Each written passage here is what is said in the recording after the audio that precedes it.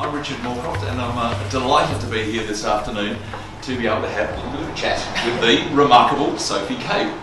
Now we're surrounded, as we can see, by her works at the moment, and you take those works into a whole range of different environments, from very snowy environments to desert environments. Can you tell us a little about how you actually work with perhaps large pieces of paper or canvas in the environment? Yes, I'm always looking for quite extreme environments because it suits me, obviously. And I like working outside because I'm out of control. It's that whole idea of control again. The weather affects it, I leave them out, so what I'll do is I'll take out huge rolls of canvas or paper and I'll just rip off a chunk of it and nail it into the ground and put rocks on it or whatever. I did this in Austria in the snow. Got caught in an avalanche. Did it in the catacombs in Paris, in the streets in Berlin, and I do a lot in the desert here. So I work always on the ground, and there is no up or down, and there are no edges, I suppose. So I just basically just let it rip on the canvas, and I use the local materials. So the works are actually, I suppose, internal landscapes, I would call them, about sort of self-portraits in a way, but the place that they're made in definitely infects the work. So the soil will get in there. I'll get rained on or snowed on. I'll use the local trees or bones to draw with or paint with. I guess nature is just as much the artist as I am in a way. I like the fact that, I might go put the paint over there and there's a gust of wind and it goes over there and then I have to work with that. And sometimes literally there is a bit of yourself physically in that work as well. Yes. So there's a bit of hemoglobin scattered here and there with a nice ochre colour. I haven't broken so many bones. I had to develop a fascination for blood that's probably a little unhealthy now. But what I did discover is blood is a very beautiful material to draw with.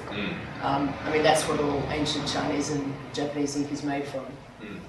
And yes, so often I will put blood into the works because it's very symbolic for me.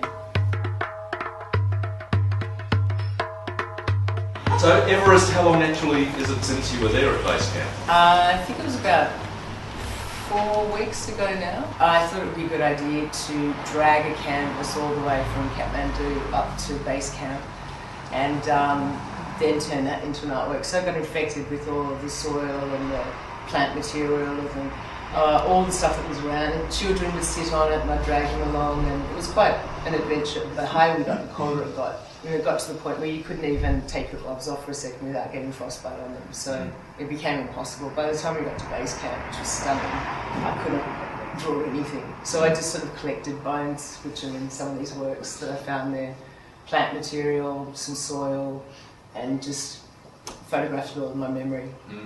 So some of the works that we see around us, as you say, literally contain some of the fragments, physical fragments from those times.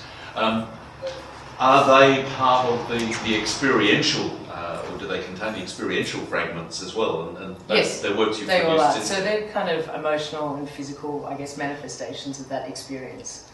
How it felt, the cold, the pain, the lack of oxygen, but also the awe and the beauty and the glaciers, and it was just absolutely mind-blowingly stunning. How was it? Because you still have that sense of tremendous explosive energy in the small works. What was the physical process? Did you find that hard not to be quite so physical? I still was physical. Like if that's where the size of the page, there was stuff everywhere. Right. So I didn't actually contain myself. Couldn't contain myself to that piece. Right. Oh, so there's literally kind of process overlap through the various works. Yeah. That would have been extraordinary. Let's shift away from Everest for a moment to China. How long were you there? I was there 6 months. So 4 months teaching, but then I took myself off and up to Shaolin and trained Kung Fu with the Shaolin monks. I was just going to say, I have a feeling there was some Kung Fu training in there somewhere. I mean, it's intriguing. We listen to these stories, which, frankly, if I said to most people I knew that I'd just gone, to learn all these martial arts in a Shaolin temple for ages, it would sound really bizarre. And yet, given the context of the physical challenges that you have given your body before art practice became your major activity, there's nothing bizarre about it at all, because those physical challenges were extreme. We're going to see, is it next February that you have a work at the larger Olsen Irwin Gallery over in Jersey Road? So they will be those big works again. Yeah. And will that include the canvas from Everest? Yes. Can you tell us, apart from the fact that it got all sorts of interesting dirt and yak hair and various other bits and pieces, there were also some very important and indeed some very poignant signatures and marks. Yeah, the day before the avalanche hit, we asked everybody in base camp to sign the back of the canvas, which included all the Sherpas, and then the next day the avalanche hit and 16 of them died. So all of their signatures are on that back of that canvas, and they ripped off a piece which they were going to take to the top, but obviously couldn't get there. That's still up there. Yeah. So the plan is to turn that into an artwork, the front of that, and auction that off for the Sherpas and for this Annie Doyle for her next climb. Well, that will be a remarkable show. Can we show Sophie our appreciation?